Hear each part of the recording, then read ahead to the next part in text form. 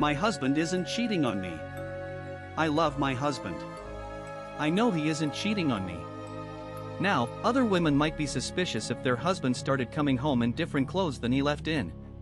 But not me. I trust him. I know he's not cheating on me. Other women might be suspicious if their husband started spending longer hours at the office. Other women would jump to conclusions seeing their husband with so many younger girls. Friends from work, he calls them. Other women might be upset constantly seeing the girls that take up so much of their husband's time. Reminders of the fact he's never home. But not me. When I watch the news and I see the pictures their families chose for the missing posters, I can't help but smile. My husband isn't cheating on me. Not sure what this means. When I was 14, I walked into our dining room. My little sister, 8, was standing partially concealed by curtains. I spoke to her and she turned. It was not my sister. The girl was holding a black cat and smiled at me as if she was waiting for me to say something. Then she disappeared.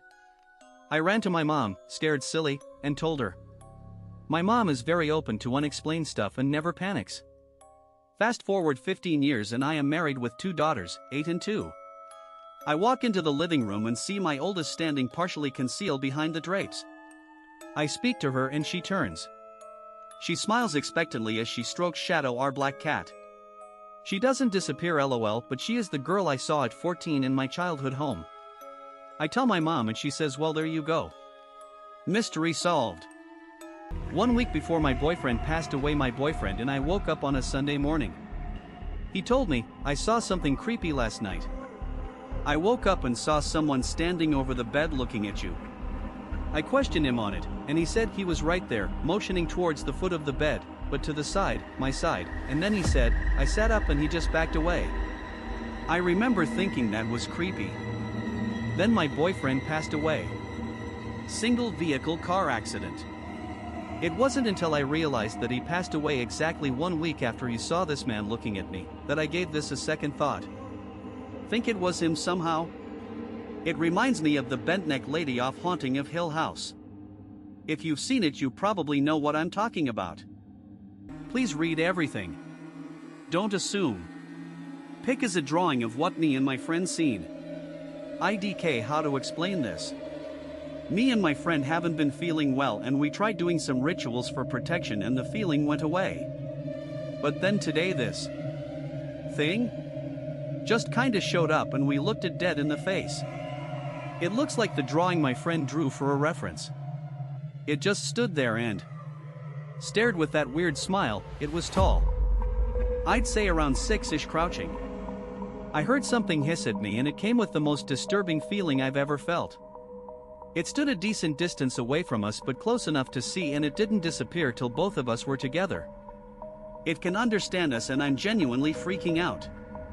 It was in the kitchen, but when I said I had to use the bathroom, it stood right outside of the bathroom. Please serious comments only. Robert Johnson, who sold his soul to the devil, story below. According to legend, as a young man living on a plantation in rural Mississippi, Johnson had a tremendous desire to become a great blues musician. After talking with an old withered man, Johnson was instructed to take his guitar to a crossroad near Dockery Plantation at midnight. There he was met by a large black man, the devil, who took the guitar and tuned it. The devil played a few songs and then returned the guitar to Johnson, giving him mastery of the instrument. In exchange for his soul, Johnson was able to create the blues for which he became famous. After gaining the fame and fortune he so desired, Robert Johnson would die only a few years later of mysterious circumstances at age 27. He is one of many musicians and celebrities to die at this age and will forever be part of the 27 Club. Rule of threes: the average human being can survive 3 minutes without air, 3 hours in extreme heat or cold, 3 days without drinkable water, and 3 weeks without food. These rules are worth taking to heart. I know for a fact they're true. As long as you don't break them, you'd be amazed how long you can keep a person alive, bringing them back from the brink just before they succumb to the death they plead you for every day. But I have one more rule to add. If you're careful to make sure you don't leave fingerprints, choose your victims wisely, and maintain the outward appearance of a quiet but polite neighbor with a steady job and a well-kept home, you can live at least 3 decades without anyone suspecting a thing. She had enough notes.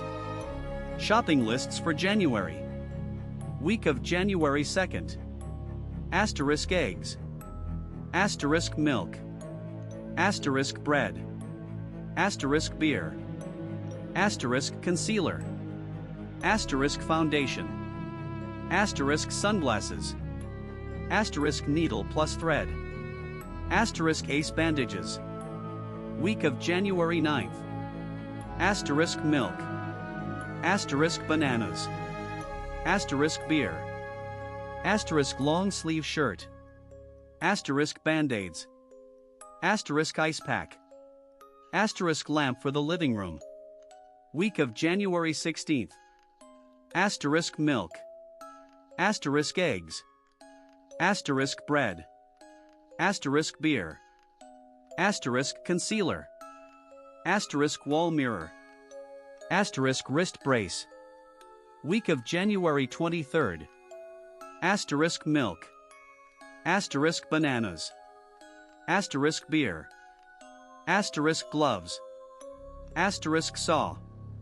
Asterisk bleach. Asterisk tarp. Asterisk trash bags. Asterisk shovel. Strange coincidence, a few weeks ago, my husband and I were talking about how one shouldn't whistle at night because of indigenous people's folklore, particularly in North America.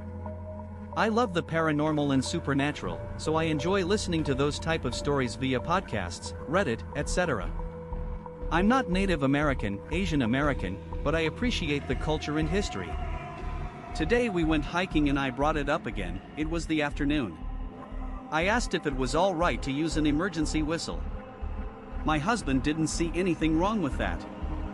I was being serious and genuinely curious about what would happen if someone used one.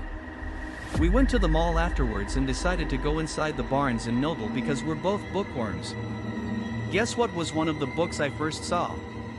I've attached a photo. Trees I planted 18 years ago felt happy to see me last time I went and visited them, so when I was about 5 years old I planted about 500 to 600 pine trees on some land our family owns with my grandpa. Grandpa died a couple years later and no one ever went back until recently when I decided I wanted to go Camp W some friends.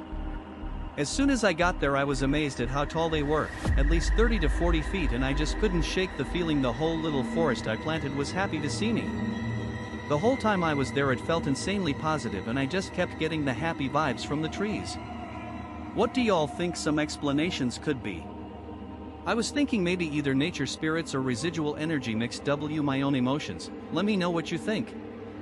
Weird thing a kid said the other day. I was at work and a little girl says, "Hey, other kid's name is going home." There were no cars in sight and no parent had called and the kid wasn't supposed to leave for another few hours, so I said, "Not yet, but he will in a few hours," and she was very sure this kid was going home.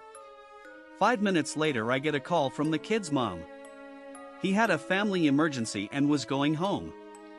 I thought it was a weird coincidence until it kept happening with different random things, so I asked her parents about it and they said, "Yeah, she always knows stuff before it happens. It's very creepy, but she's always right." So the next time it happens I ask her, "How do you always know what's gonna happen?" And she replies, "There's a crack in my brain and all the secrets go in."